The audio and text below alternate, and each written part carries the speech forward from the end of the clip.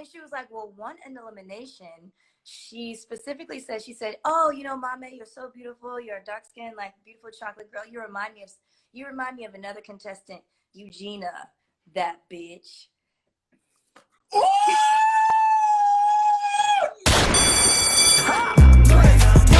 Everybody go. Everybody go. Everybody go. Everybody go. Everybody go. Everybody go. Everybody go.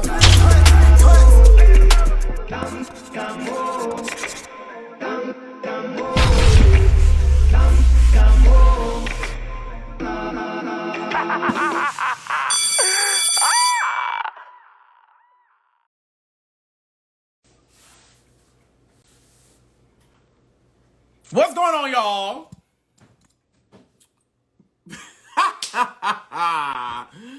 Listen. I know I'm late.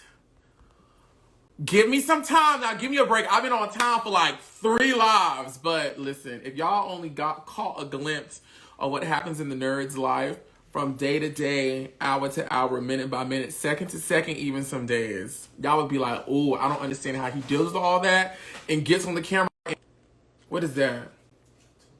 I don't want no Twinkie. My boyfriend over here trying to feed me Twinkies. I love y'all too. So today I'm going live with Eugenia, who is one of my favorite contestants of all time. I love Eugenia. On the show, I don't know her. I'm going to meet her today, of course. But I loved her on the show. I loved her career afterwards. I love what she looks like right now. No, this is not Absolute. I'm actually drinking celery juice. Y'all know I'm on a diet. I'm still on a diet.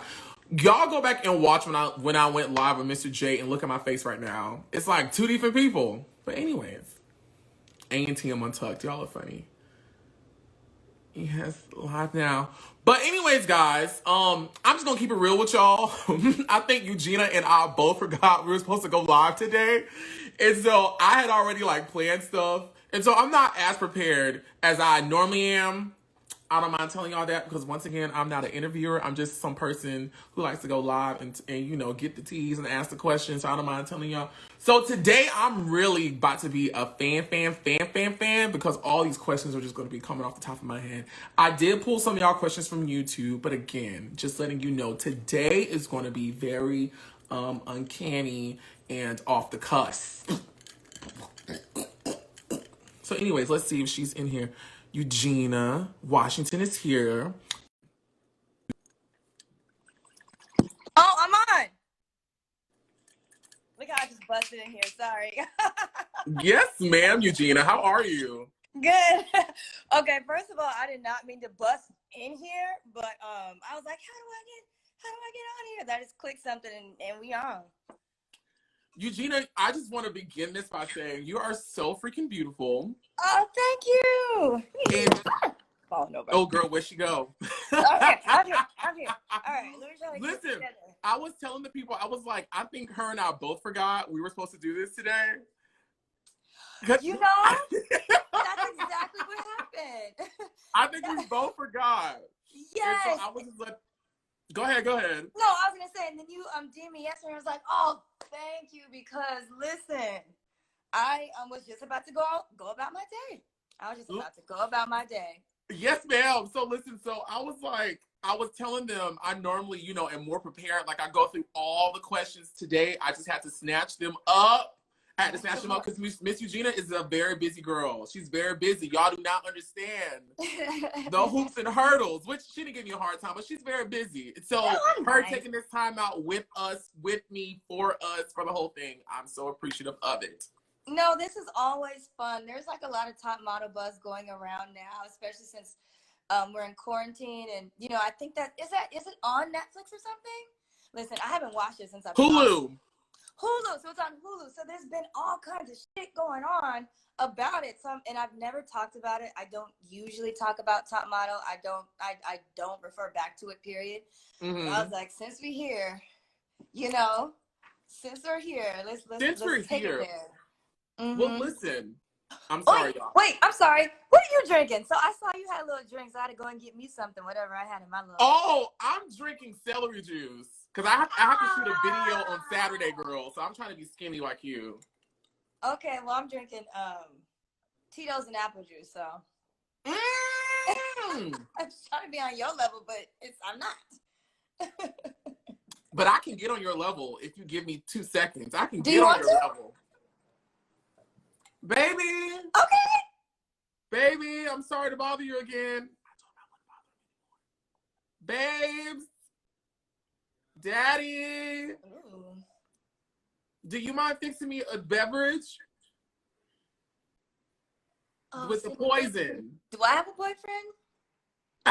Girl, I just got one this year. I just got one this year. Listen, just I tried got it. one. There's somebody asked me here if I had one. And I was like, do I? I tried it, and 2 weeks later I failed. So we're back. Back to the streets, as Anchal would say. But let me ask you this, Eugenia, before I get into top model questions and while I wait for my lovely soon-to-be one-day husband fix me a drink. Mm-hmm. Hi, Justice. Is it hard for you to have a boyfriend being Eugena Washington, being as beautiful and loved and lauded and sought after? Listen, it's hard, okay? Because a lot of men come into my life for the fantasy. And so they already have in their head what they think this is going to be. You know what I mean? Eugena Washington and blah, blah, blah. And I'm over here like, listen, I have a brain and I have opinions and I know what to say and I know how I feel. And you're not about to come in here and just act like this is just for you. You know, and then men get very insecure and then they get intimidated, you know, because I'm supposed to be easy. Pretty girls are easy, you know? Mm-hmm. So it's like, no, nigga, you said you're supposed to call me. You didn't call me. So now I'm blocking you. Then they're like, but wait a minute. Yeah. You're mean, you know? So Eugenia, let me ask you another question while my boyfriend is helping me to get to your level. I'm a boyfriend. Listen, girl, I just got one this year. I just got one. But you know what? We're soon, about 2 months, we'll be celebrating 1 year being together. Let's go. Yes. We got together right before COVID and Black Lives Matter happened. We stayed together during that time. We're still together now. Ooh. And you know, if I act right, I think he'll stay with me for some time. If you I just play gotta your act right. No, see, that's what I thought, and I just had Maybe to can I have a straw? So. Thank you. Thank you so much. Everyone, let's say thank you. There are so many questions going on. Can you guys save your questions for the question time? So let's. Oh, there you go. There you go. So listen, Eugenia. You are one of my favorite contestants on Top Model. Thank you. Thank you. I don't listen when people say that. I don't understand because I feel like I was barely on the show until like the end, and then I was just on there talking my shit. But thank you. Well, you know, and I say this in love. I know this audience has grown. So Eugenia, like I started off doing this just to be doing it, right? Like just to be doing it, and then like it's grown to like all the Top Model girls have to go talk to Oliver because whatever. So I try to be as inclusive as possible. I say that to say, anytime I'm watching a competition show, I always root for the Black girls because I'm always rooting for the Black girls. I'm sorry. I love everybody. I'm accepting of all talent, but I'm going to root for the Black girl. Yeah. I'm always going to root for the Black girl. Yeah. And it seems like you were, and I hate to, this sounds so Say bad. it, I'll give a I can cuss. God, well, yes, listen, this is going on YouTube and they will snatch my shit down. Oh, so. You're not allowed to cuss? But it's okay. I'm going to talk freely. I'll bleep around it. No. Yes, you know, I always root for the Black girl, and it looked like on cycle 7 to me, Eugenia was the Black girl to root for. Thank you. So that's why you were my favorite. And yes, because I was the Black girl. You're right. You were the Black girl. Yeah, and Monique was gone. I was the Black. Okay, that makes sense. Mm-hmm, you were the Black girl. I didn't think about that. I always felt like they gave you such a hard time. So like you were the Black girl and you were like the black sheep or the Black horse, wherever they say. in the competition. So I'm like, yeah, I really want Eugenia to pull ahead. And you stayed in there for a long time, top 3. Yeah, but I knew I was gonna get third. I went in there to get third. And because Danny won previously and she was a brown skin girl, I knew I wasn't gonna win. And I just knew from the I guess the personalities and the characters on the show who they had to keep around, because it's a show but it's also politics if we want to be real about it. So I personally went in there to be third. I didn't want to win because I didn't want to be typecast as a top model girl. I saw it happen to the other girls. I didn't want to get second because second doesn't get the type of camera time, because when she's voted off and no one gives a fuck about who won second. But third, I mean, I get to stay there the whole time. So you know what? As a fan, this fan has that same thought process. Yeah, strategy strategic. You can't just be out here. Yes, if the girl that I'm rooting for, I want her to make it at least past. Actually, I want her to make it past the episode past makeovers. After the makeovers, yes. So if she makes it to makeovers, I then want her to make it to the episode past going across seas. Across, yes. And then if she makes it past that episode, I'm a little mixy on it. I don't mind her going home top 4. Yeah. Because, you know, that she only missed one episode. And I also, if she's not going to win, I would rather her come in 3rd place. You feel me? I don't want her to be the runner-up. I would rather her come in 3rd place. Right. That's the move. It's something about being top 3 and being the second runner-up. And not the one who lost. But I was top 3. Yeah, I didn't lose. It's always something about being second runner-up that's just a good place to be in. I don't know what it is. It is because it's like if you're second, then you lost. I mean, and no one cares about you after you lost because we're now caring about who actually won. But third, it was like she was up there too. She almost made it. You know, she almost made it. And if things were different, I would have liked her to win, and she would have had a shot or whatever. She out here. You know what I mean? She cool. So. That's what it was for me. Just so you know, and everyone knows, when I'm looking down on my phone, I'm looking at all the questions I pulled. So I don't want anyone to think I'm being rude or I'm not into the live. I'm just reading the next question. That's all, y'all. Because I'm not grand. You know, I'm not grand like some of the girls. Some of the girls got prompters and all that. The people know I just do this for fun. This is like relaxation for me. So I try to be as non-formal, uninformal as possible. Well, the thing is, it's like, do you know how to have a conversation or not? Bitch, can you talk? You feel me? Like, do you have to give a gab? Right? Or are we looking at the questions? Okay, and next question. Like, no one has time for that. Do you like Nicki Minaj? I like Nicki Minaj. I like Nicki. I didn't know what was going to come out of your mouth. I like Nicki Minaj. You know the thing about Nicki Minaj, and it's tough, and I completely understand because, shit, I went through the same thing, and it's a transition that you have to go through. It's like you came into this industry doing one thing, and you're really great at it, and you made a name for yourself doing this thing, and you were the top at this thing. And then it comes a point in your life where you have to make a different move and a switch. And I think that Nicki Minaj has to make that switch. Like, I would like her to do something that is more service-based. Like, you see how Beyonce switched? She's not on some that bubblegum stuff she used to sing. When she switched and did Lemonade and like gave us her life, and then she started doing some service, and then she started like showing up for us and, you know, sharing with us and giving us knowledge and hope and making us feel good about ourselves. Then that's when we're like, wow, Beyonce, we have a different level of respect for you. You're like a queen. We love you, you know? I feel like it's time for Nicki Minaj to make that transition too, because she doesn't have to do the young girl stuff anymore. She didn't just come out. She doesn't have to compete with rap anymore. We heard her all these times. So it's like, we want to hear and see something different from Nicki Minaj. You know, she has a baby. Tell us about that. Tell us about, like, what have you learned? What can you share with us? What can you teach us? How can you help us, you know, on some grown woman shit now? So I think that that's the transition that Nicki Minaj should make. So then we have a different level of respect for her beyond rap. You know what I mean? I get it. No, I totally get it. The only reason why I asked is because I said "Gift of Gab" and she has this rap where she was like Sky Dweller Chat, color cut the pack, dropping off a body bag, money talk. Guess I got the gift of gab. It just popped up in my head. That's okay, so I went off that tangent. Okay. So I'm gonna tell y'all right now that I'm gonna be very bitter once I'm done with this because the girls know I usually paint and dust myself very slightly, and today I'm barefaced. I'm barefaced on here with Eugena, who is slightly showing me up, and I don't know how I feel about it. But you're beautiful. Your skin is glowing and everything, and I love your glasses and your hat. Like, it's a whole mood. You're fine. Eugenia, I have a question. Because you and I are almost, I think we're similar in skin tone, yes? Yeah.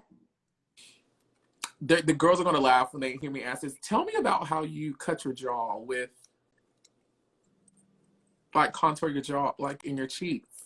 Okay, I don't really contour. So my first question is... I'm just saying, I don't. That's how you clear a bitch. Okay, listen. No, I don't. I just use blush.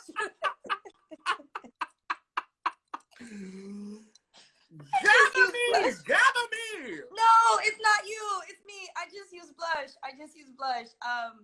I've been lucky, and so I just use some blush. I put some blush here. My favorite blush is Format from MAC. I've been using that for the past 10 years. Every single day, every time you see me, you will see this blush color right here. I just do one here like that, and we're good.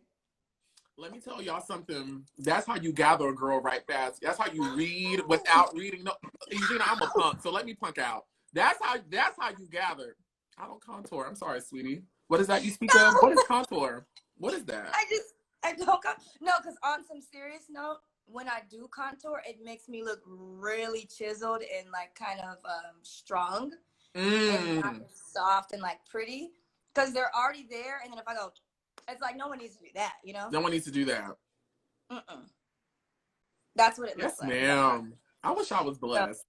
But you are though, with your little dimples and shit. Okay, listen. So first question. Jalen Hill wants to know, why does she think she got such a dull or boring edit on the show? I've heard countless contestants from her season talk about how funny she actually was and how she would have the girls crying, laughing at times. But on the show, they chopped her to look so boring. They did. I was like, that ain't even me, but that's fine. No, all the girls love me and everything. I was like, I really was. I was the one because I have 8 brothers and sisters. So living with a bunch of people ain't shit to me. So when the girls were stressed out and going through stuff, I was the one bringing everybody together. I did Bible verses for everybody. We had little prayer moments. You was praying for the girls. Yes, I was. Well, praise Jesus.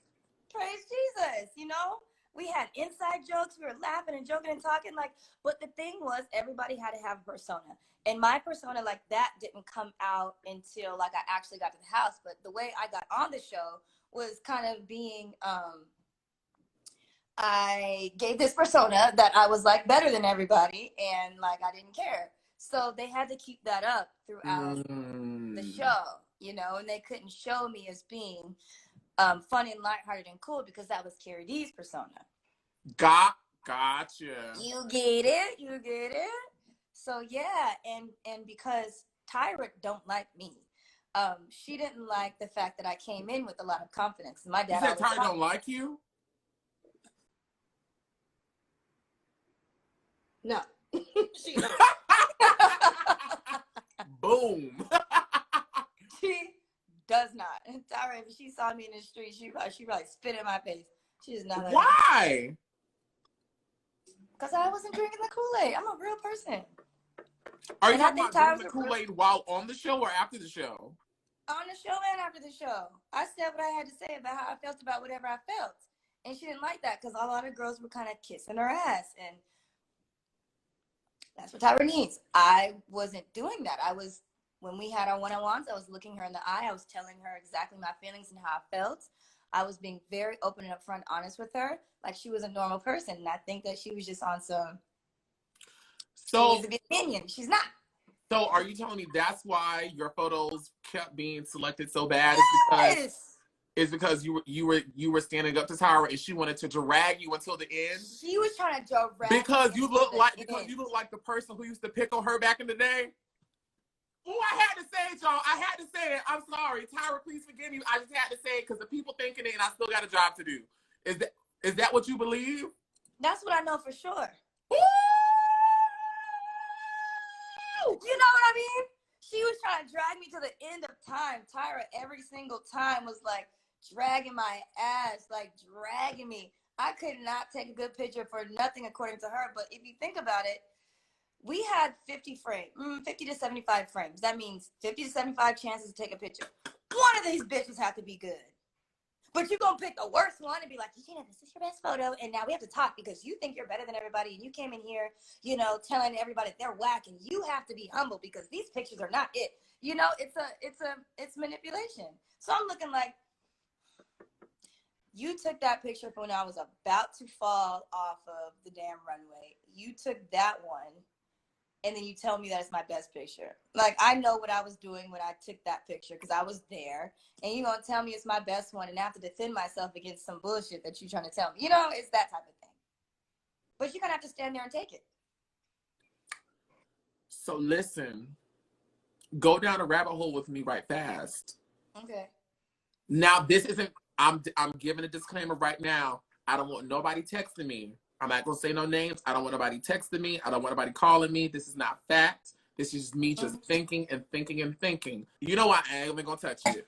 I ain't going to touch it. Actually, yes, I am. Because I'm bad like this. So listen, girls. So I was reading Jay's book, right? Which is not based. I just have it. My agent just gave me that book. But go. Right. So just to be clear, Jay's book, and that was not for Mr. J. Mr. J has been very nice to me. I'm talking about the other people in high places that text me these things. Okay. In Jay's book, which again is not fact, it's just based off his many experiences. It's based off his many experiences in his life that is being encompassed and being told through this lens, right? But in the book, there was a girl who used to stick up to Tyra, right? Well, not Tyra, but like the Tyra equivalent in the book, which is Keisha Cash. Uh-huh. I'm not going to say exactly what happened. I'm not going to say exactly what happened because I know he doesn't want me spilling the details of his book. But she used to stick up to Keisha. Keisha kept her until the very end and tried to do everything in her power to humble her. But she did not play with Keisha Cash. She was like, girl, I see what you're doing and I'm not, what's up? I didn't get to that part in the book. Trust me, when you get to the part, Eugenia, please promise me you will DM me. I didn't get to that part. Because you will get to that part, and when you get to it, you will know. Please DM me because I want to know your reaction because I gagged. I didn't get to that part in the book. I didn't even get to that part in the book. But if I didn't get to that part in the book, sounds familiar. But I didn't get to that part in the book, and it wasn't even like I was on some I'm not gonna say that's me or not, but it was not like I was like talking shit and sending back. But it was more so like I was taking experience for what it really was. I wasn't drinking the Kool-Aid. I wasn't in here in this like stupor of, oh my gosh, Tyra, and thank you for being here, and I'm so grateful, and thank you for choosing. Because you know, here's the thing: we all did what we had to do to get on that show. Like we busted our asses to get on that show. You know what I mean? We did what we had to do. We went through a lot. And we weren't just there just being fed and coddled to and, you know, all those things. We worked hard. So in that regard, for me, it was like I earned my spot here. So I'm not going to sit here and get ran over when I know something is wrong. And I was not raised like that. I wasn't raised like that. You know what I mean? You come as you are. And that's just how I was. And I mean, a lot of people don't like that.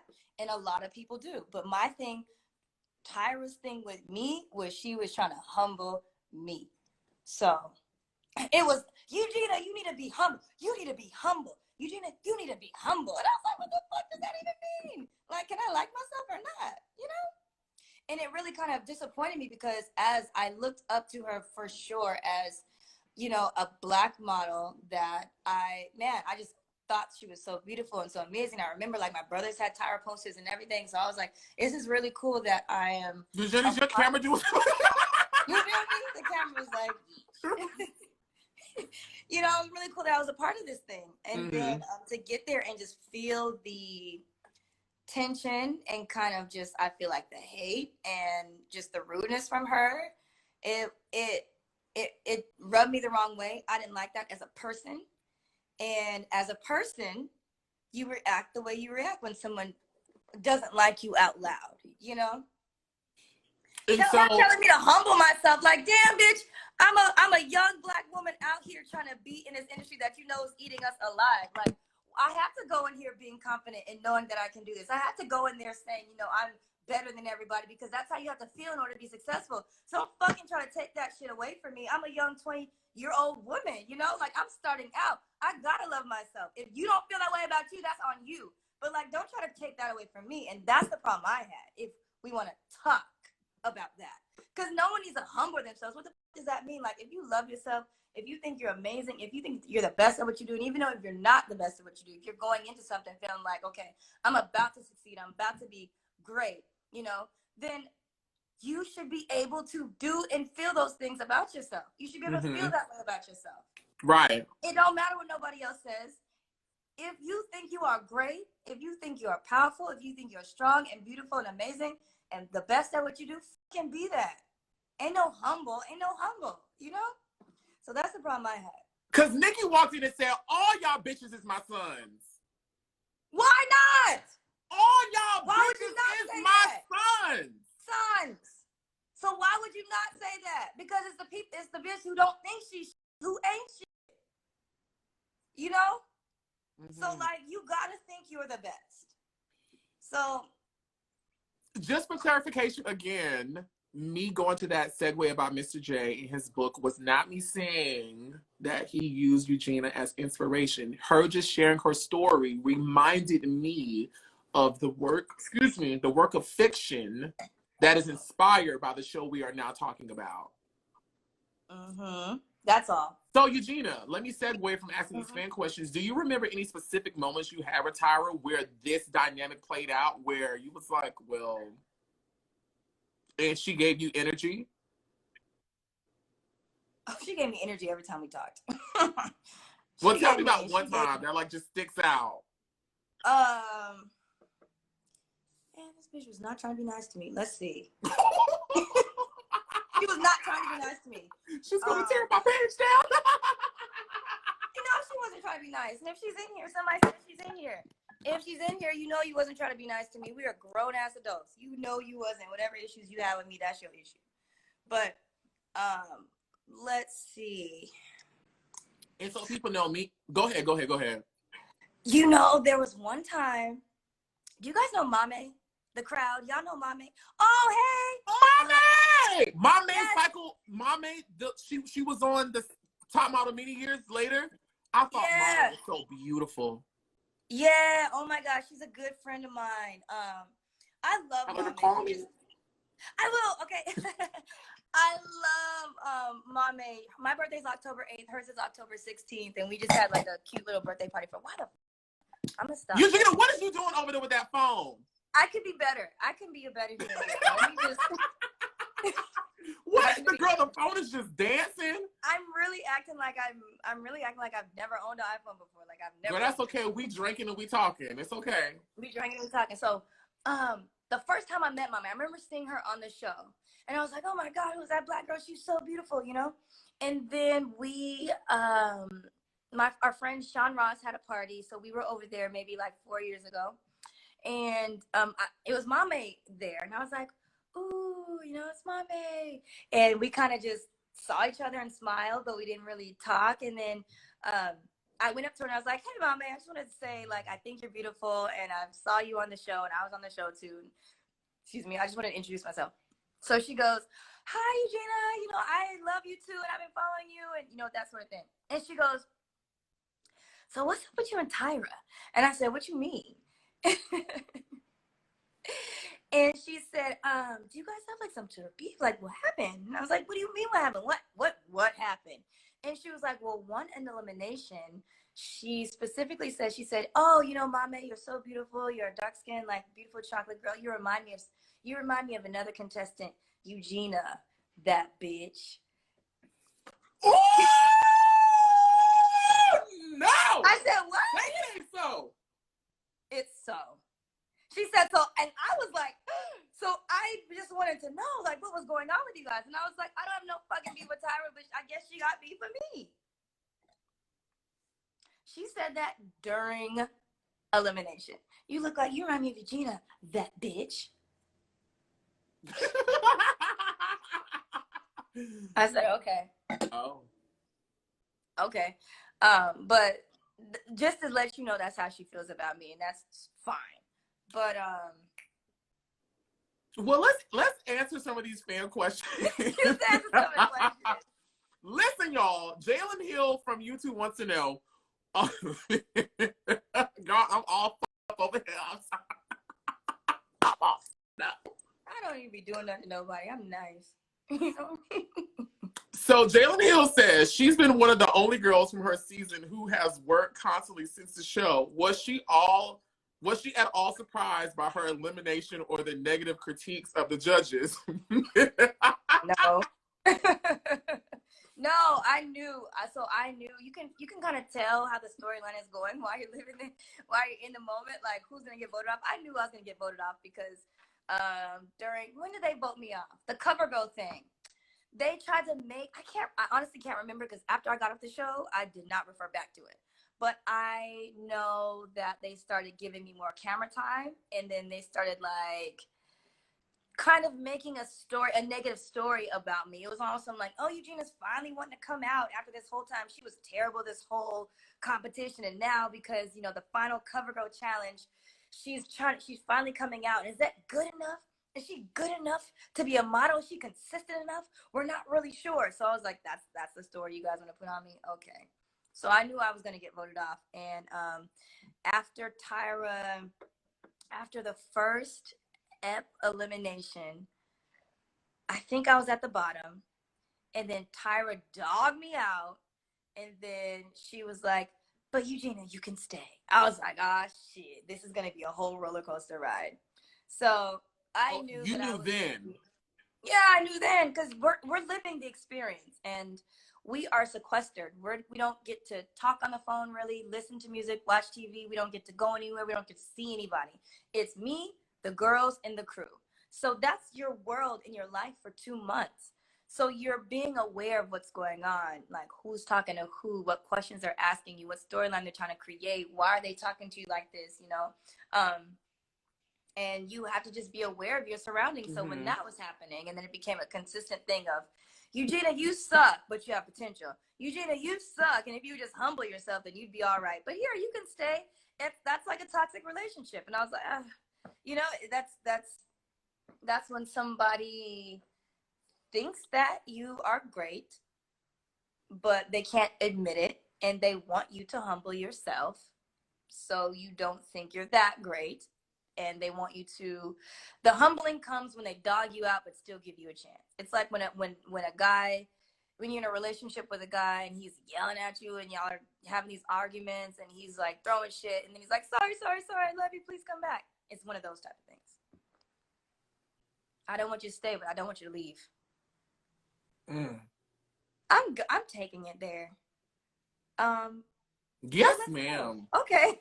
So Jillian M wants to know, did Eugenia ever experience any racism? They're asking specifically in Spain, like Jada did. No. I'll add to that and say, did you experience racism at all?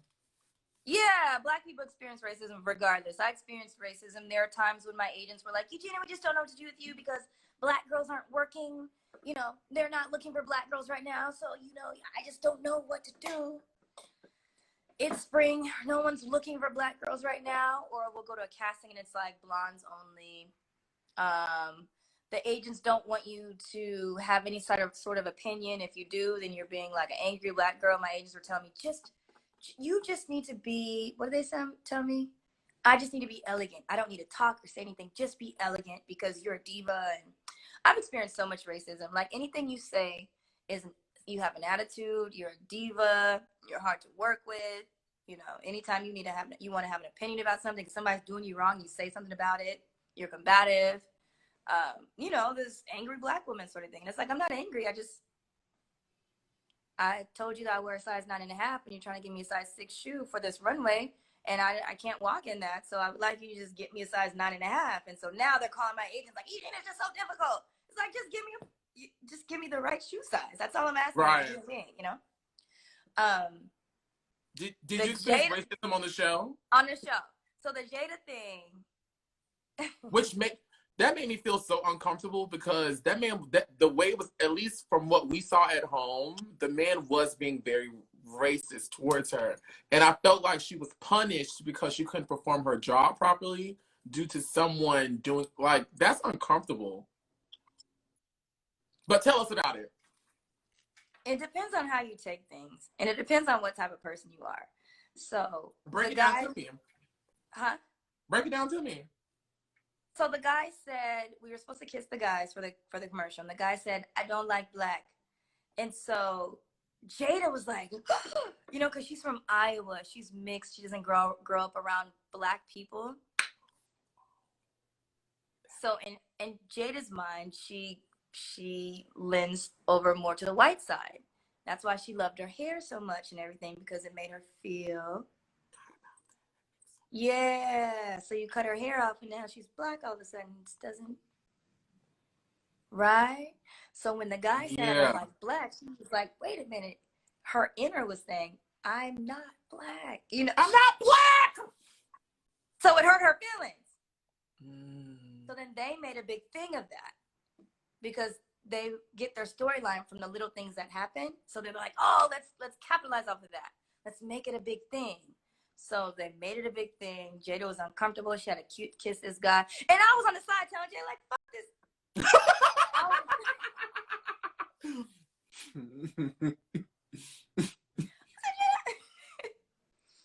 Forget him. Girl, get the job done. I was like, you better go up in there and throw your tongue in his mouth. You better make him like black women. You know, this is your job. You're on here to do a job. Who is this person to throw you off and then you get voted off over some stupid, we don't even know this dude. He didn't even speak English. We even know him. So don't allow him to get in your head like that. And she just couldn't let it go. She couldn't let it go. And I even offered to switch for her. I said, I switch because I'm a real black woman. And I let him know. But we couldn't do that either. So that's what that was about. You know, Jada also had like a bit. Okay, I just thought about something now that we're talking. Side note, I love Jada, but go ahead. We had a great relationship. No, Jada's actually super funny. This is no read to Jada. I just thought about it. Mm-hmm. Because cycle 7 for me is the cycle where I didn't really agree with eliminations. Mm-hmm. At all. Like when certain girls would go home, I would be like, why are they going home? Who's here? My friend is in here. Who? My friend from high school, like one of my lifelong friends is in here. I'm sorry, go ahead. What up, girl? No, you know what? Even I get excited when my friends from high school, like, I'd be like, yeah. Hey! But listen, a lot of, I wonder, I'm starting to think now. Okay. Because I felt like Jada was stayed to be tortured with. I felt like Anchal, they kept Anchal around to torture her. I felt like Eugenia was kept around to be tortured. They tried it. But so many other girls, like, I can't remember her name. Fans right now, I'm so sorry. But her name started with the A. Was it Alex? Amanda? Not Amanda. Oh, Alex. Alex. From the very beginning. Short, she had the short cut and she had the sickening walk. Yeah, but yeah, Alex. AJ, her name was AJ. AJ.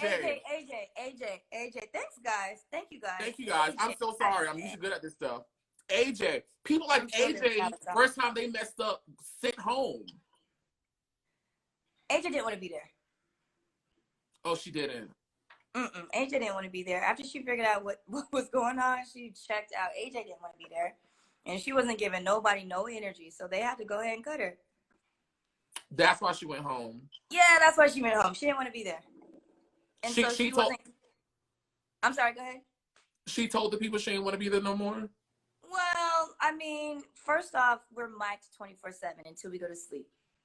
The last thing they do is take off our mics at night. The first thing they do before we even get out of bed is put our mics on.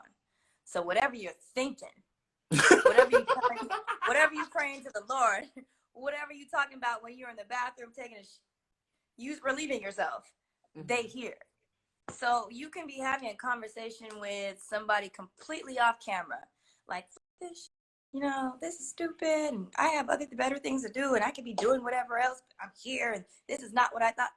They hear all that.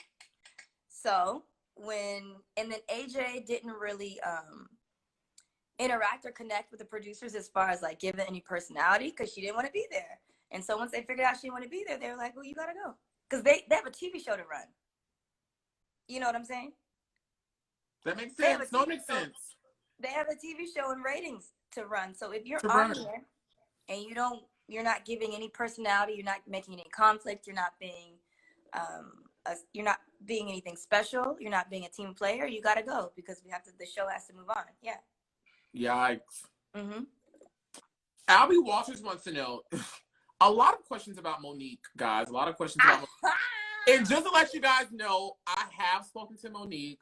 Monique has spoken. Yeah, we did. Shaleria? Oh, I don't know nothing about no Shaleria. Okay, never mind.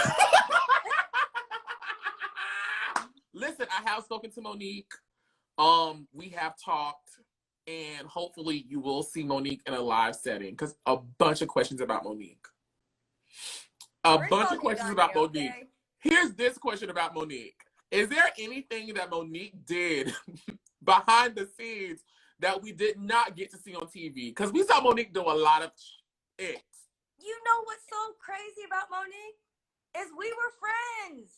A lot of questions about that. People want to know, how did you guys become friends after she fake peed on your bed? I was mad that she did that, because I was like, girl, why are you doing this for the cameras? I was like, we're friends. Like, me and Monique were friends. Like, we were the two black girls. We were chuckle, ha, ha. Like, we was getting the party started all the time. Like, me and Monique were friends. So when she came, but she did that because she wanted to have some sort of camera time or conflict.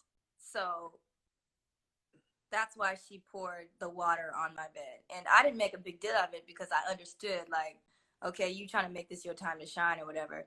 And I kind of felt like she was going to leave soon anyway. So, I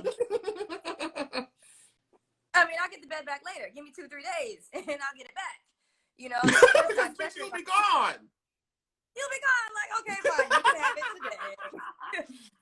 I'll get it back next week.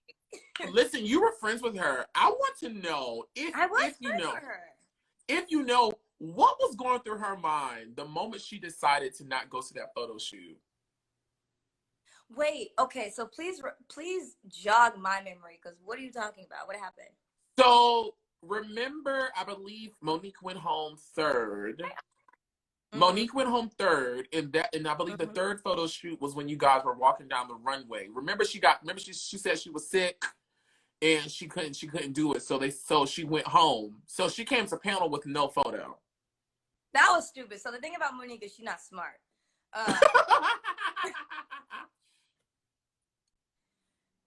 The thing about Monique was she was trying to create moments for herself that were not smart according to how you run a TV show. She wanted her camera time. She wanted her face time. Monique wanted to make a space for herself. So that's why she threw the water on my bed. Then she got sick, couldn't come to the photo shoot. And it's like, okay, I get it. You're trying to create a moment, but you also have to play along. And if you don't have a picture, how are they going to judge you? So you have to make it a thing. If you wanted to make it a thing, make it to where you were deathly sick. Oh my God, you couldn't get out of bed, but you showed up to the photo shoot and you turned the shit out and you took the best picture. That would have worked for you. You would have been a hero. But don't make it on some, I'm sick, I don't want to go. Then it's like, oh, Monique, all eyes on Monique because she's so sick. Is she going to make it to the photo shoot? No. Now she's being a diva and saying, I'm not showing up. And now you're not going along with Tyra's program. Now you're messing up Tyra's show. So Tyra's like, I don't have time for this because you're not even thinking straight. So now you got to go, You got to go, girl. Yeah, you have to go. Like, what do you mean? How am I going to judge you? You have no picture. You were sick. That means, and then Tyra gets to say, there are so many times on photo shoots where I was sick, but I still had to show up. You know, and this job is about being professional. And sometimes when you're having a bad day or whatever, you have to just suck it up and show up. Monique, you don't know how to show up, so you're gone. You know, don't give a person the space to say that to you. After the winner, who was a black girl, the cycle before, you powered through everything. Yeah, you power through everything. Like, you have to show up. You have to show up. You have to be there. How are you not going to have a picture for the show that is judging off of pictures? Again, if you wanted to be a hero and make yourself a storyline, be the girl that was deathly sick, could barely get out of bed, you know, put a little extra on it, and turn it out and give the best picture. So now you're the hero and everybody loves you. Everybody loves you. Okay. Yellow Lover 94 wants to know. Oh my God. Oh, y'all so sweet. Oh my God, you outdid yourself, Oliver. I live. Oh, guys, thank you so much. I think you should ask her, how does she feel about the judges tearing every ounce of Jada's confidence down? I mean, throughout that entire cycle. Jada was always crying. She was always crying. I was like, God damn it, Jada. What the hell going on? What the hell going on with you now?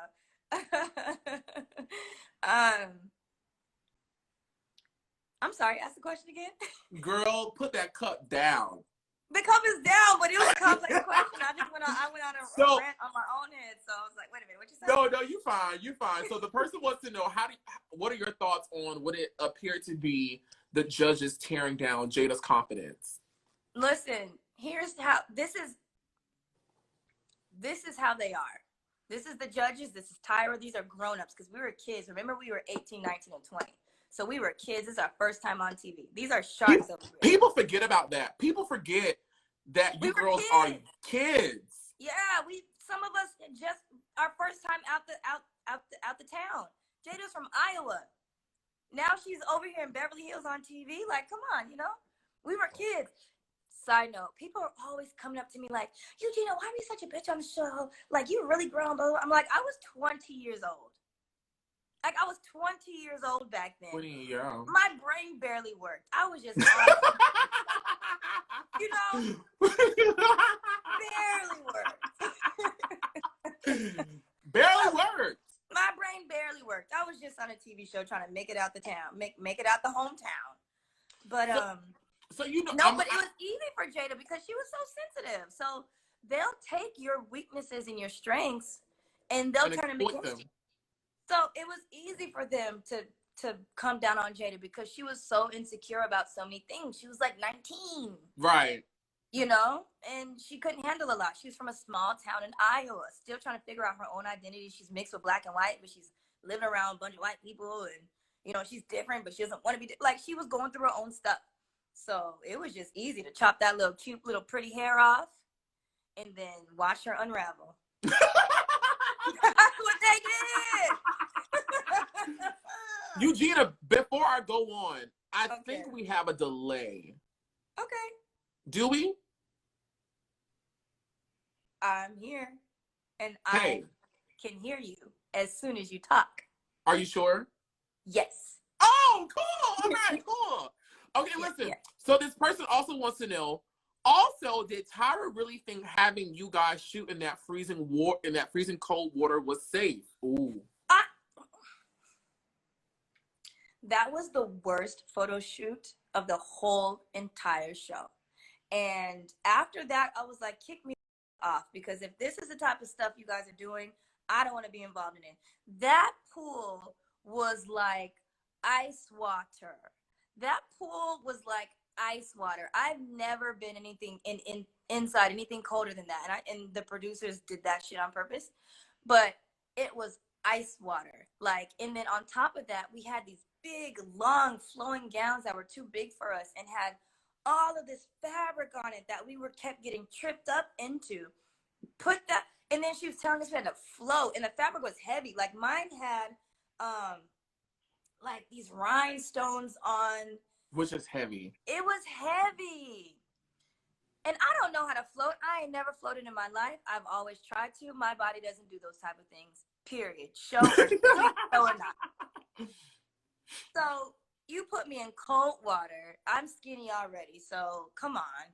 then this big, heavy, long, flowing dress, and you asked me to flow, and we were in there. We were in there for like 45 minutes. So it was hell. It was really hell. CarrieDee, that was real because CarrieDee was on medication for her psoriasis. And for her to go in that water and be all cold like that, that really messed her up. It really messed her up. That was, man, it took me like 2 hours to thaw out. I had to lay naked on the ground. You know, sometimes when the ground is hot. In the sun. Cook, bitch. Yeah, just to thaw out. That was terrible. That was terrible. That was terrible. And the producers knew that because I spoke to some of the producers afterwards, like a couple years afterwards, just on some type stuff. And they were like, yeah, we had to admit that that was wrong, that what we did to you guys. Like, Tyra really wanted it to be like that, but we knew that there were some health concerns going into that, and that was actually our bad. Just for clarification, are you saying that the show recognized that they had placed you guys in a dangerous condition? Yes. It was expressed to Tyra. She recognized it, but she wanted that. Now, the last part I can't confirm or deny. I just know what I heard or whatever. But I said what I said. And we're going to move on to the next question, which is Abby Walters is asking, was there anything we didn't see regarding Jada and the male model who didn't like black girls? Real quick. Nah. No. They showed everything. Perf. Abby Walters also wants to know. Okay, let me tell y'all something. To the people that are watching, people that are watching and following me on this like top model anthology I'm building, I'm picking your questions. If it's like 3 questions in one that sum up a bunch of questions, that would make me choose your question. Just a little cheat code for you guys out there. So Abby Walters is asking, what are your honest opinions on Melrose? Was she better? Girl, this Jack Daniels. See, Eugenia, I can't. Can you hear me? Uh-oh. I can hear you now. I just had a phone call. I had it. No, baby, you fine. No, I was saying, girl, this Jack Daniels got me stuttering over my words. And I was trying to drink celery juice. But you got me drinking Jack Daniels. We're adults. I'm barely legal. Are you? Oh, okay. I'm 21. I just turned 21. Girl, I'm closer to 21 than I am 30. But okay. But Miss Abby Walters wants to know, what are your honest opinions on Melrose? Was she better, worse, or accurately depicted on TV? A bunch of questions about Melrose. Melrose is exactly who she was. That's exactly who Melrose was. And Melrose again was one of those people who was she was older than us, 23. As if that means anything, because I would never go back to 23. I still didn't know shit, but she was very strategic and very manipulative, and Melrose wanted to have her moment. So, I mean, Melrose was very just two-faced, and she would be nice to you, then go back behind you and talk some shit about you in the confessional. So that was what Melrose wanted to do. Now, I didn't like her this whole time, but after the show, we had a conversation, and we talked things over, and I had an understanding with her. And so Melrose and I are distant friends, for sure. Oh, good. But on the show, she was a witch. Oh, she's a witch. On the show, yeah. Nobody likes her. Nobody. Okay. So Jalen Hill wants to know, Tyra Banks did an interview. I'd be so afraid to say that lady name on these things. You know she always lurking and watching, but whatever. What are you gonna do? So let me tell you. Can I segue right fast? Just slightly. So I'm on production right now for a thing. I like it. And someone who used to work on you guys' show is the person in charge on our show. And so when they tell me things, they said, believe mother is always watching. Yeah. They said, you think she isn't? They say, if there's 2 people present in a chat, she's one of them, underneath one of her. I don't know. I can't confirm, but that's what the people told me. So every time this lady names come across, I start shaking and shivering because I'm like, I don't want the lady to think I don't like her because I love Tyra. I don't know her. I'm just interviewing people who are sharing their experiences about her. I respect Tyra, but life comes with consequences. I respect her and I respect what she did, but life comes with consequences and you're dealing with people in their lives. And I'm not going to sit up here and not talk about my story. Talk about your story, exactly. No, I agree. So in talking about your story, Jalen Hill is asking, I'm sorry. Okay, so here we go. Tyra Banks did an interview where she said she was going through a major breakup during Cycle 7's trip to Spain. She says she often had to take lots of breaks during panel to go to the bathroom and cry. Did you experience any of this? No, because we didn't really see Tyra a lot.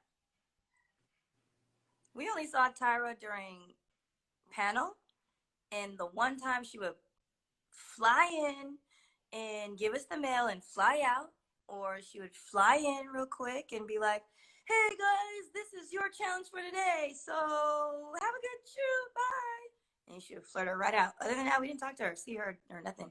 But I heard she was going through something. Maybe that's why she was treating you mean. Or maybe that's just her way. Eugenia, I like you a lot.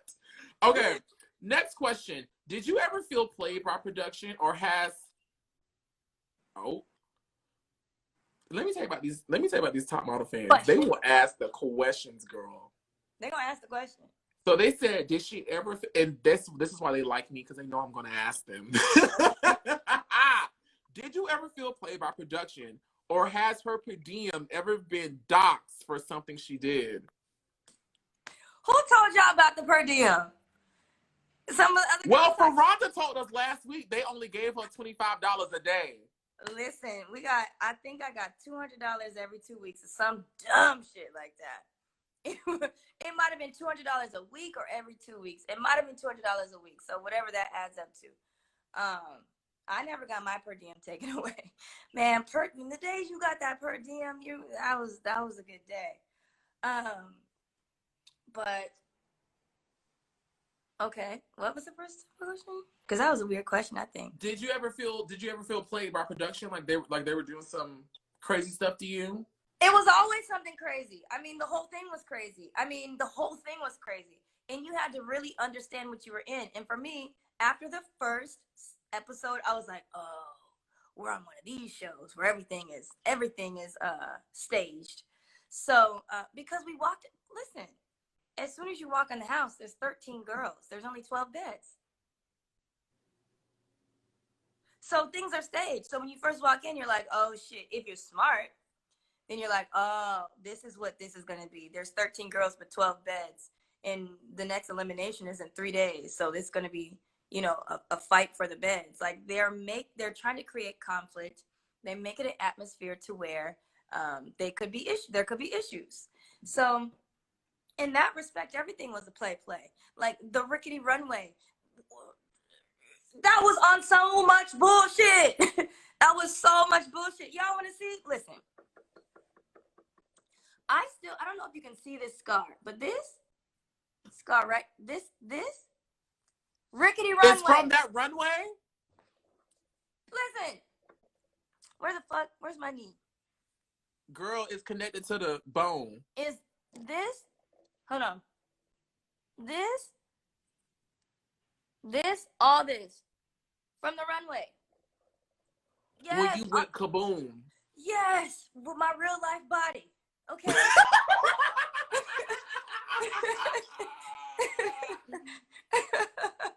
Okay, because you're on this runway that's floating, and each plank is going like this, right?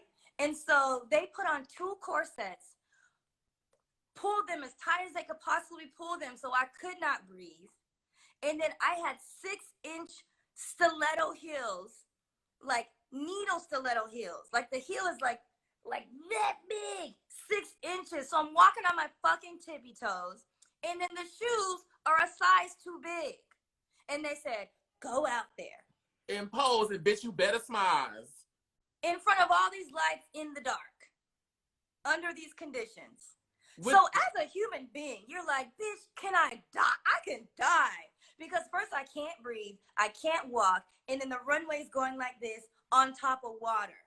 and they're talking about get to the end and take a good picture. So it's like, as a human being, like, people don't do shit like that. Like, I am not Cirque du Soleil. I'm not like that at all. You feel me? Like, I am just from Palmdale, California at this point. So how am I about to go out here and do this type of shit? You know, in this moment, I'm just thinking about through all the photo shoots, and I'm thinking about myself. What would I? How? Tyra would have got rid of my black ass in like episode 2 or 3, because I would have been cussing. Like, girl, if y'all don't loosen this shit up. Right.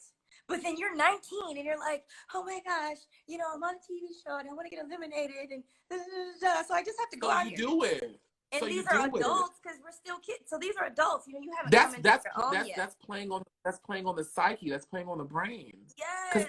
Because you're going to do it. Because you're 19, 20. This is a big opportunity. So many girls have tried out for it. Telling us what to do. I guess I have to do it. And you're like, okay, and then you're like, we're already shooting the show, so you can't say no because we're on TV right now. We're shooting the show, so you've committed to it, so you can't back out. Like, all right, I guess I'm about to just go out here and hope I don't die. Do you think it was a strategic move for producers and the panel to eliminate Brooke out on the day of her graduation? Oh, that was fucked up. Yeah, they wanted to do that on purpose. That was fucked up, man. Brooke was nice. Me and Brooke, she DM'd me a couple of weeks ago out of nowhere. But they did that on purpose. Brooke was the youngest one. She was so sweet. She minded her own business. She didn't get into nothing. But it was about time for her to go. And then they were like, when they heard her talking about her graduation that morning, they were like, this is the way. This is what we're gonna do. So but Brooke had been doing so well though. Why do you think but you gotta make it dramatic. You gotta make it dramatic, and somebody has to go because there's only one winner. And so how can we make it the most dramatic exit? It's Brooke's time to go because, you know, it's just her time to go. Everybody has just a time to go. And they were like, yeah, eliminate her on her graduation. How about that? That'll be a good All right. So, send her home. Send her home. This is perfect.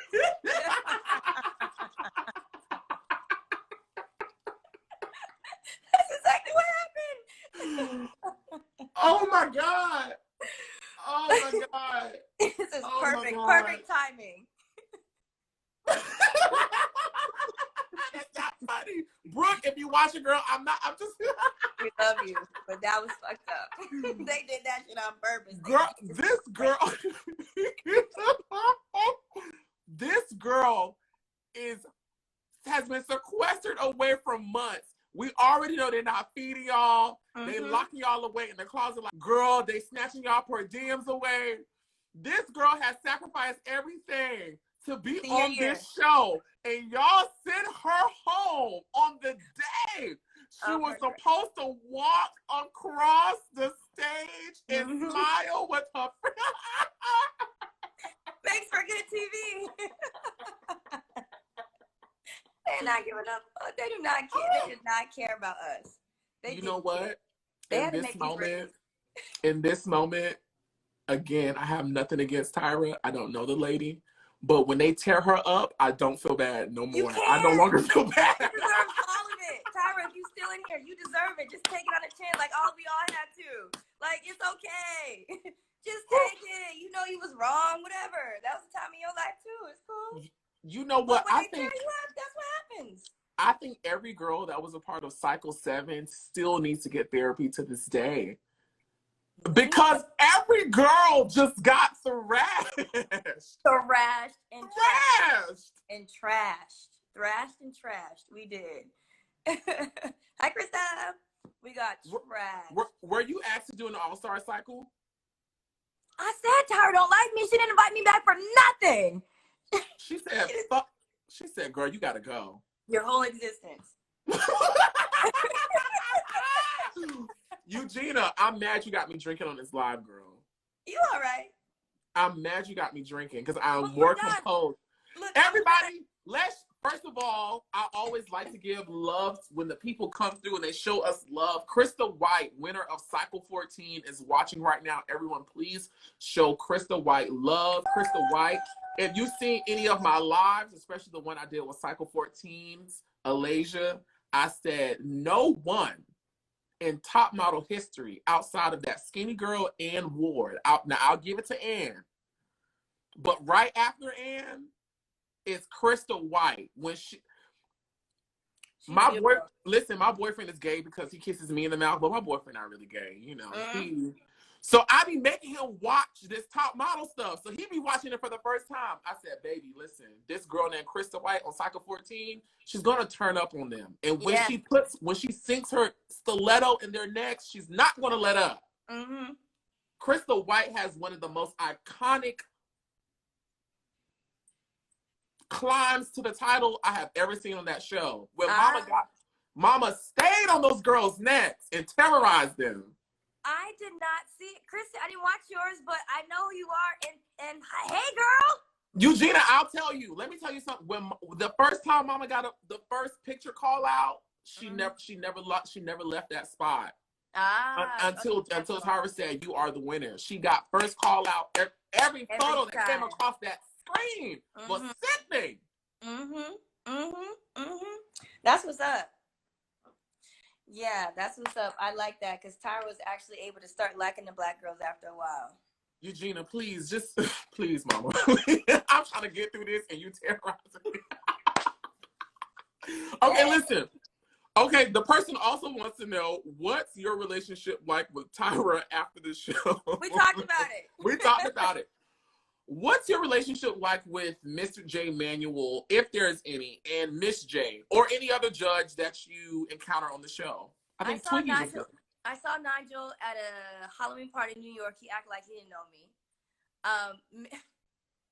You know when they give you that, hey, how are you? Hey, yeah, nice to meet you. Oh, yeah, I remember, but this is a blank stare because they don't know who you are. So there was that. That's my relationship with Nigel. Miss J, I love her. I saw her so many times after I got off the show because she was always around the fashion scene, always at the fashion weeks in LA, New York. Every time I saw her in the street, we had a whole chuckle. We went to dinner a couple times. I love Miss J. She loves me. We love each other. Mr. J, I seen him once at a casting for his makeup line. And he was kind of nice to me, but then also very distant. So there's that. But Miss J, I love, and that's that. You told us your favorite photo shoot. What was you told us your least favorite, which was the freezing cold pond they placed you guys in. What was your favorite photo shoot? I guess we can talk about the bull one because everybody's all talking Hold about on, Eugenia. Before you talk about the bull, please let me punk out right now. You crazy. Please let me punk out. Can I please punk out? I want to use the other word, but it would definitely take my video down if I say that one. Okay. So you are my pick for the season. You know, you're my player that I've chosen. They've given my player a hard time. They've given my player a hard time. My player came to Spain. She killed the commercial, as she should have. When I saw Eugena Washington's photo for that bull shoot, and can I be very honest? Yeah.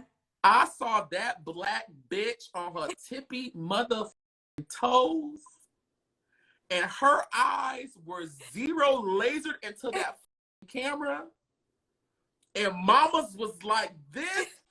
I said, yes, ma'am! Terrorize them! Eugenia, I was so proud and happy. That, I will say, Joanna House, Cycle 2 winner, has the most iconic photo with the helmet. But Eugena Washington on her tippy toes in the middle of Spain is definitely top 5 photos ever taken on that show. Thank you. Because you defied gravity, and I don't play with gravity. When gravity tells me sit down, I sits down. Don't sit down. Mother, please, because that picture makes you mother. Mother. Tell us about that bull photo. And when you saw that final photo on that screen, what did you think? Well, here's the thing about that shoot. That was the first time that it wasn't rigged. That was the first time, the first photo shoot that there was no outside traps that could mess us up, you know? Mm-hmm. So it was literally there. You're pretending to be a bullfighter and you have this stick. They didn't attach anything to it. You're just a stick and it's just like, I will say that my shoes were too small and I had to squeeze into them. But other than that, like there was no traps that they could set for us. So it was just like, be you. And I'm a dancer. I grew up dancing. And so they were like, you know, you got to be a bullfighter. So I just walked around the stadium and I looked at like the bullfighters posters, and they were kind of just sprawled out like dancers, you know, the way that they did it. So I was like, okay, well, that's how I'm going to do it. I'm just going to use my little dance techniques. So I went out there and I did my little air vest, threw my leg up for a second, you know what I mean? And that's how it happened. But the thing was, they did not rig that shoot. So I was able to actually do good. How did you know they didn't rig the shoot? Was because like I said, because every other shoot was, you know, the rickety runway, or you have a little beak on your face, smize through the beak, or, you know, freezing cold pool, or fall down like in the little skydiving. You know, it was all some fuck shit that in my brain I was like, this logically makes no sense. So how am I supposed to be what they want me to be? Because this shit don't make no sense. You know, I'm a logical person. So during the bullfighting, I was like, okay, so I can actually go out here and model like an actual model and be me, you know? And so that's why I did well, because I didn't have no fucking sabotage and hateration happening. Was there anything that happened while you were filming the show that did not get shown to us?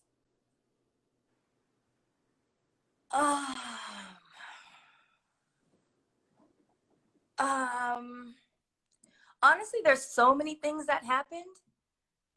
The show only shows you. God, you guys don't see much. Give me one, just one. I know. I'm trying to remember, but I honestly can't because it was so long ago. Why do you think, Eugenia? Let me ask you this. Is there anything we did not see about, I can't think which twin it was, but the twin that kind of had like this emotional breakdown in panel? She had been doing very well, and then they sent her home. Was there anything we didn't see about like her saying she felt like she was the one who should go home, and then eventually her going home? Oh, that was so dramatic. When the twin was like, I want to take one for my twin. Like, I don't want to separate. They were sweet, though. Honestly, I will say that I don't remember things that happened outside of it. I don't remember things that happened outside of camera because it was honestly like 15 years ago, to be honest. So, you know what I mean? Like, honestly, it's 15 years ago. So I don't even remember what I did for my 21st birthday. So it's like, I don't remember. I can look back and see if I watch the show again, it'll probably jog my memory and be like, oh, this was happening. But I don't remember. I wish I did. I'm gonna ask you two more questions. Okay. If you were standing before Tyra right now, what would you say to her? I don't got nothing to say to Tyra. I don't have nothing to say to Tyra.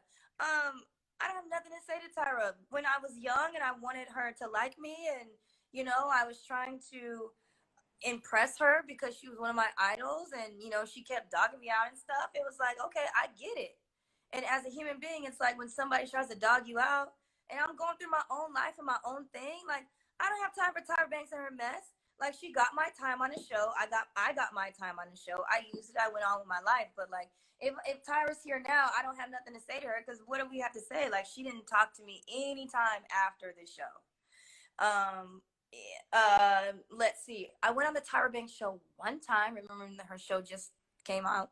I went on the Tyra Banks show one time, and I can't even remember what I talked about. But I was excited because I was like, oh, I get to see Tyra again, and she remembers me from the show and all of that. But I didn't see Tyra until I got on the stage. She asked me one question, and as soon as I started to elaborate, because I got shit to say, she cut me off. She went to commercial break, and then she said, "Thanks, Eugenia," and she walked away. That's the last time I saw Tyra, and this was probably in 2007. Did she So, hug you? no, "Thanks, Eugenia," and walked away. So I said, oh, "Okay, like I don't know her. So what do I have to say to her?" So a lot of questions I got.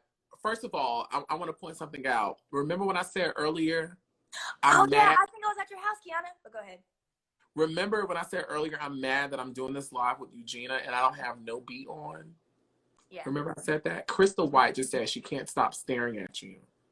Point Oh, proven. thank you. Oh Point no, proven. thanks guys. Thanks guys. Thank you guys. Thank No, you. it's not no thank you guys. You over here standing like over here looking like Cinderella, and I'm over here looking like the headless horseman.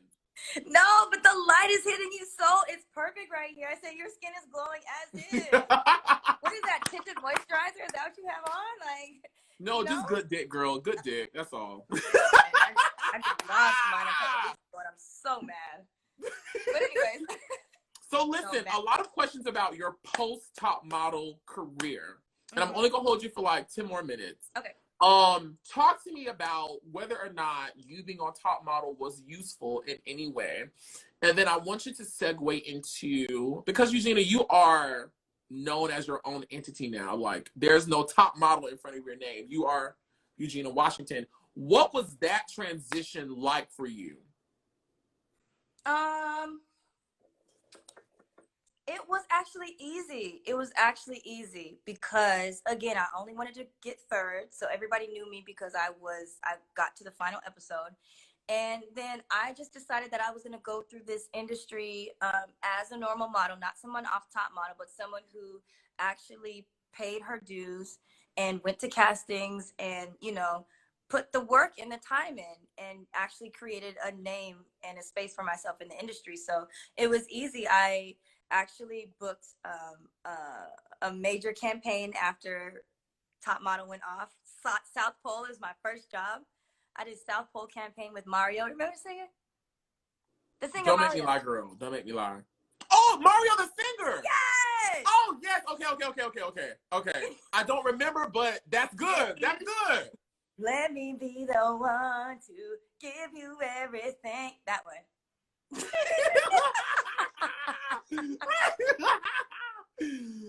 Girl, no, I'm no longer drinking on these lives anymore. It's done. I'm no longer drinking. No, but my first modeling job after Top Model was a South Pole campaign with Mario. I was going to Miami. We did this big old giant shoot, and it ended up being like a billboard in Times Square. And I was like, oh my God, this life is so cool. Like, wow. So that, and then I started working kind of immediately in LA, and I did Fashion Week, and I kind of just smoothed right on in, and I've been working ever since. So my thing was never to walk in and say, I'm Eugenia from America's Next Top Model, sign me. It was like, hi, I'm a model. I really want to be a part of you guys' agency. What do you think about me? And then they'd be like, we know you. You're from Top Model, huh? And I'm like, yeah, but I don't really like to say that, So I just went in as me, and I was like, I don't really want to make that my persona. I really want to come in here and work and like create a career for myself. So that's just kind of how it worked out. And then I thank God people like the way I look, so I was able to have a career because that's all it is anyway. They gotta like what you look like. What you look like? Yeah. And so I was able to have a career, and so that's just kind of that. And then, so what segued you into the Playboy? The Playboy, girl, I cannot drink no more of these lives. Eugena Washington, I am furious with you. It's not me, it's you. Not me, it's you. No, you're fine, Mama. You're fine. You're fine. It's P squared. No, so Playboy came about because there was a time in my life where I just was more comfortable being naked, and I kind of am now, but like I just was more comfortable with that, and that was just what that was. And I was shot for Treats magazine with Josh Ryan probably 6 months prior to that, and we just became friends. And I was one of the only Black girls he's ever shot in his life, and it turned out really great, and it was in Treats, and we had a moment. And then 6 months later he called me and he was like, hey Eugenia, I'm shooting for Playboy now. I want to know if you want to do a test to be Playmate and we could possibly get a cover. And I was like, well, shit, why not? I'm not going to say no. Like, why not? And then so my thing also was when that was presented to me, like, okay, if I'm going to go in and if I'm going to do Playboy, which I knew I was going to get, because you have to know, you have to go in things knowing that you're going to succeed. I'm sorry, I knew I was going to get it. And so I was like, okay, so if I'm going to go do Playboy, I want it to be tasteful. I want it to be fashion. I want it to be beautiful. And I want to be the one to change the face of Playboy, because before that, you always saw like big titty blonde girls and it was very grotesque, legs open, all kinds of shit. And I was like, well, I have an opportunity to like change the landscape and the branding of that whole organization, and being a chocolate Black woman doing it. I was like, let's go. So that happened. And then when I was in the family of Playboy, there was the opportunity to run for Playmate of the Year. And I was like, well, fuck, if I'm going to do it, might as well go big. So I ran for Playmate of the Year and I got that, and it was time. And that's just kind of how that happened. It was like, you just take chances, and when opportunities present themselves, take them and then try to do your best. And they turn out good. That's amazing. Thanks. You know, Eugenia, you know, ma'am, I'm sorry. Yeah. Eugenia, has anyone ever told you that you slightly favor Azealia Banks? So yeah, I've heard that. You guys kind of favor. She's one of my favorite artists of like all time. You guys just kind of look the same. Okay. Yeah. You guys favor.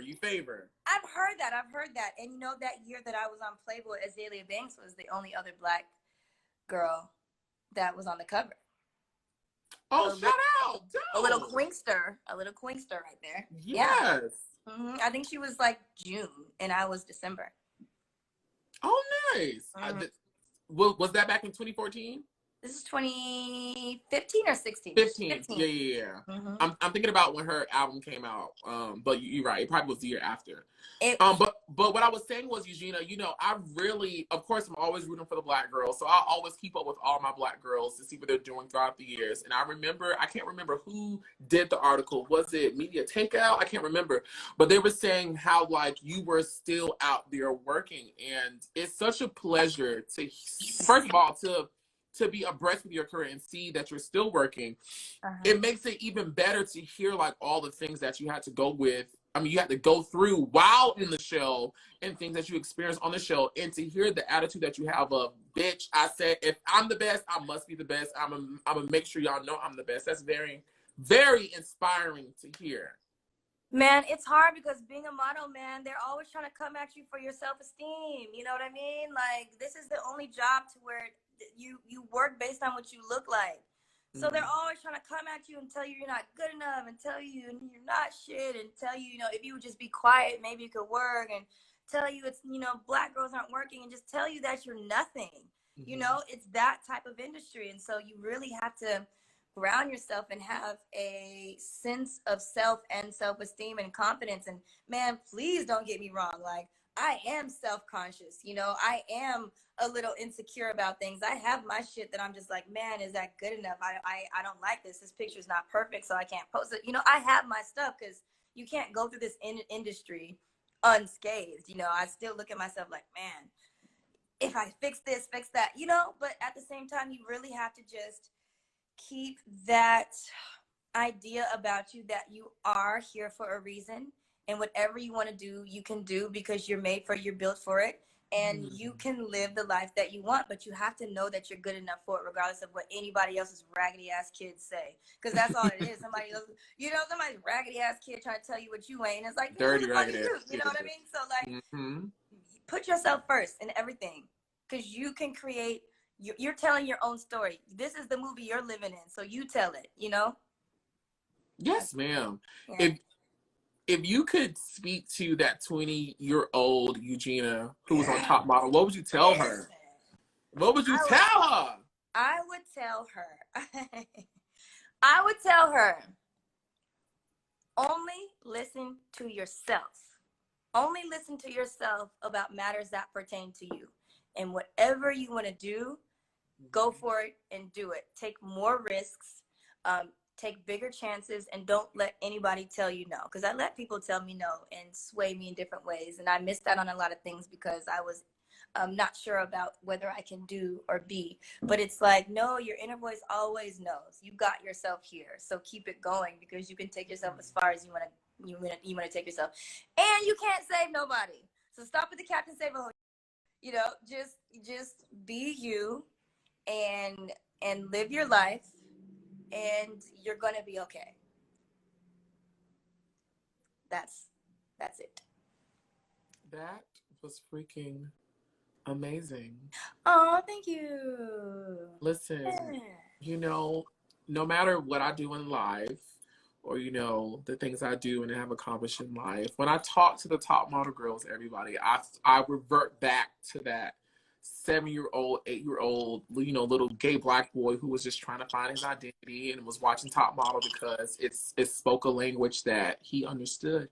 And so when I hear these girls, especially the ones that I liked on the show, speak and all these other things, it just takes me to like this metaphysical, emotional place of just like, Yeah. So I'm grateful. I say all that to say I'm so grateful for this opportunity. I'm so grateful that you took the time out to speak to me about something that you don't speak about. I'm so grateful, so grateful. And listen, after me, you don't have to speak to no one else. No, we laid it all on the line. Yeah, tell them sorry. I talked to Oliver already. I'm done. You had to be here. You had to be here for that. Listen, Eugenia, I'm not going to hold you. Is there anything else you want to say to the people? I just want to say thank you guys for still liking us this whole time. Like, it's been for a long time. And thank you for still like being a fan of me and of the show and following me and what I'm doing and just being here. You know, we're all out here trying to figure this thing out. And sometimes I go through my things to where I'm not posting or I'm not sharing. And it's like, you know, just thank you for still being here and understanding and showing love and caring and showing up. So that's all I have to say. Yes, it feels good. It's man, it really does feel good. Good. Well, we're both leaving. I'm leaving definitely tipsy right now. And okay, well, I'm not. I'm a pro. Are you okay? Oh, okay. Listen, Eugenia, I tell the people. No, Eugenia, when I do appearances and stuff like that, I tell the people that go with me, they know don't give him any drinks until he's done working. Oh, okay. Because Eugenia, I'm done. Okay. I'm ready to Tootsie Roll after that. I'm like, DJ, where you at? Crank it up. Let's get it going. And let's do it. But no, Eugenia, thank you so freaking. Oh, she's paused. I wanted to say bye. No, I'm back. I have a time limit for my social media intake for the day, and it knocks me off. And so I had to select to ignore the time limit for the day. Well, listen, no, I'm about to get you off. Everyone, please say goodbye and thank you to Eugenia. Thank you, guys. Thank you. Woo, we did it. Eugenia, thank you so much, girl. Yay, thank you so much. And so we're friends now. So anyways, I'll talk to you later. Okay, bye, everybody. Bye. Yo, that was so freaking good. Y'all see my eyes right now? Top toasted. My boyfriend made a strong ass drink. All right, y'all. Listen, this video will be up on my YouTube later. I have to go through and censor it. I gotta go through and censor it. But listen, it will be up on my YouTube. If not tonight, definitely in the morning. Thank you guys so much for watching this Twixt exclusive A&TM interview. Thank you guys so much for coming and checking out the nerd. And as I always say, Tyra, I didn't say it. They did. So don't blackball me, girl. And be sure to pray and kegel, because who in the world does not want a tight pussy? Bye. Oh, girl. Well, that was an anticlimactic exit. Jesus.